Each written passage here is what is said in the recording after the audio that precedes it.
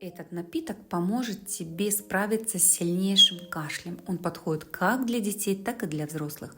Он обладает обволакивающим свойством, что очень хорошо и полезно для людей, у кого гастрит, и борется с запорами. И этот напиток – это чай из семян льна.